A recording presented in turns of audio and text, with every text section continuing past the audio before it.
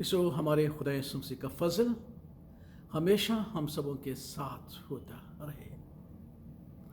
इसो हमारा रुतबा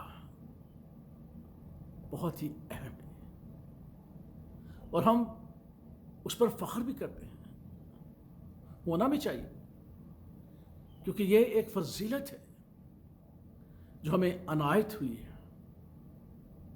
लेकिन बाज़ औक़ात हम अपने रुतबे पर ज़्यादा ध्यान देते हैं और अपने ईमान को इग्नोर कर देते हैं।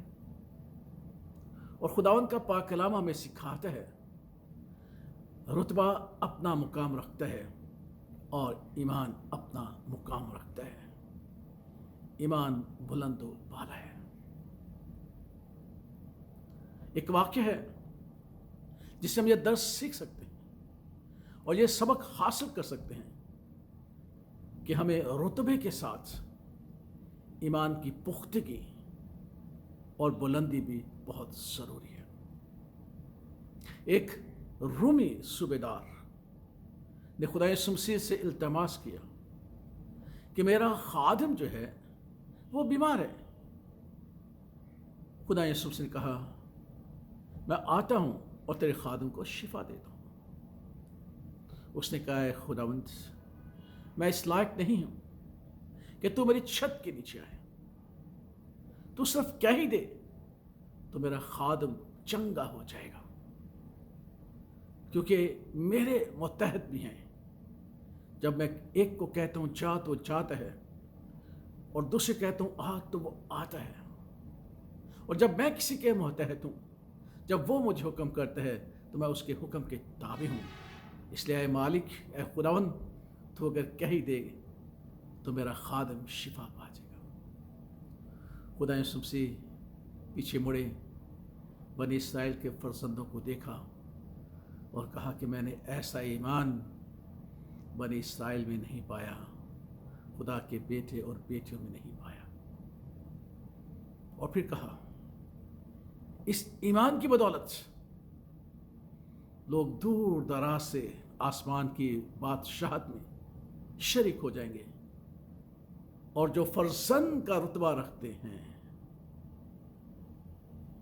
वो बादशाहत की ज़ियाफत से बाहर निकाल दिए जाएंगे, जहां रोना और दांतों का घिसना होगा।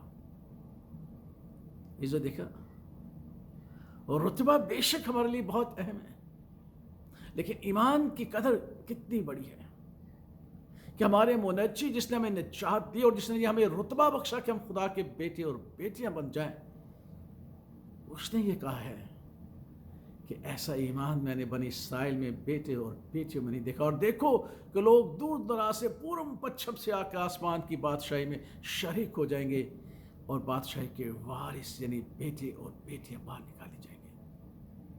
और फिर यीशु मसीह ने उस सूबेदार से कहा, तेरा ईमान बहुत बड़ा है, बहुत अच्छा है, उम्दा है, इस मियार पर है कि जैसा तू चाहते तेरे लिए वैसे ही हो जाएगा।